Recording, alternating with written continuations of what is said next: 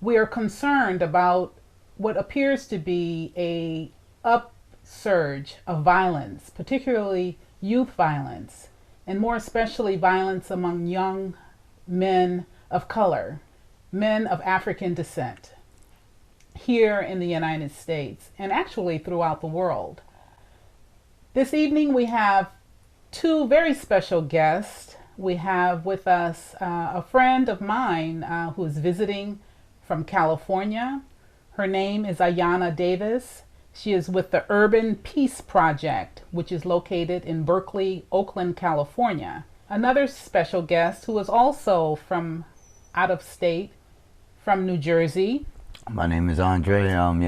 They call me Capital X. I'm an ex-prisoner, and I started to fight for prisoners' rights after being discriminated against, after rehabilitating myself, going to school, acquiring my GED, went on to college, and was still discriminated against. I was unemployable, which is one of the downfalls, I guess you want to say, or one of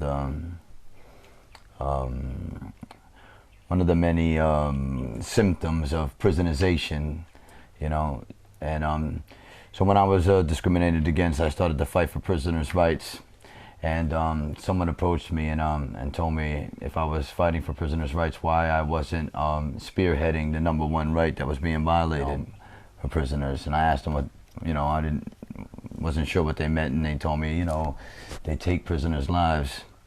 And I mean, from that day on, I started to fight for, for prisoners that are on death row. And I didn't just automatically jump into fighting for prisoners on death row. First, I started to correspond with prisoners on death row. And I learned a lot from writing prisoners on death row. And I was definitely, I could relate to them because I've spent time in solitary confinement. And I too have made, wrong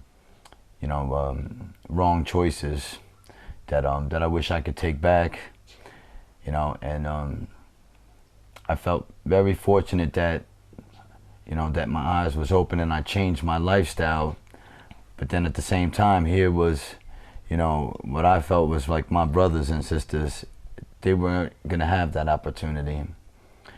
So first I started to attend conferences and, like I said, correspond with death row prisoners, and I started to research.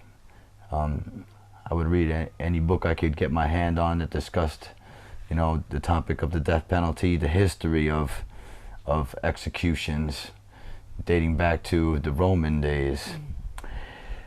And I started to be called out to Europe first when they found out that I was fighting against the death penalty, because I do it in an unusual way.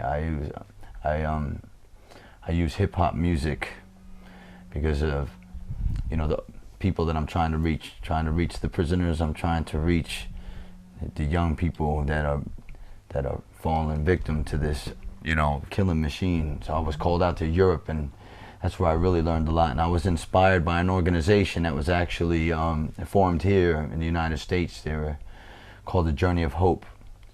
And I got to do some lectures and tour throughout schools and different conferences with the co-founder of this organization called the Journey of Hope. They were murder victims, family members fighting against the death penalty, which I found that to be very powerful. I learned a lot from the co-founder, whose name is Bill Pelkey, who was first pro-death penalty. And he said that he prayed for compassion and he prayed for forgiveness, and he said that he was blessed with compassion, and he started to fight for the murder of his grandmother. He started to fight for this young woman's life. This woman was, this girl was sentenced to death when she was 15 years old. And, just the revelation of this man finding compassion and forgiveness, it stirred up a whole country. Italy started to back him up. And what he didn't understand was Italy was backing him up to fight for this young woman's life, but people here in America, they were chastising him. They were telling him that he was out of his mind. They weren't supporting him at all. I guess slowly but surely he did get some support, but at first he was called to all the major shows like Geraldo and all those. It wasn't to support him. It was, I think it was more like to look at, you know, I don't know, I don't want to say look at the freak, but, you know, to look at this strange man, why he's doing this. But anyway, he was successful, and he got Paula Cooper off death row, and she was resentenced to something like 46 years, you know.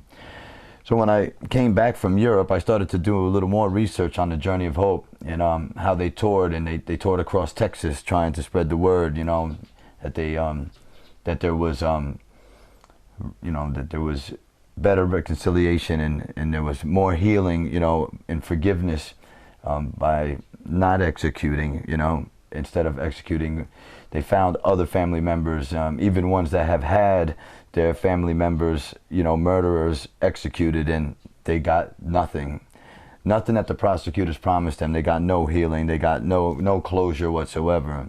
And that's part of what the Journey of Hope is, all these people getting together. And I just found that very fascinating, and I did some research, but I saw that their tours were dwindling in numbers. And I had the idea to help them out to walk from New York to Texas to bring attention to what they were doing. So I started to do the research on walking and how long it would take me and everything. And I got called to duty again. I went to Europe again for 2 months. I kind of put it on the back burner. But this year, I was sleeping and I woke up, and there was the thought in my brain again. But this time it was different. It said, "You are walking to Texas."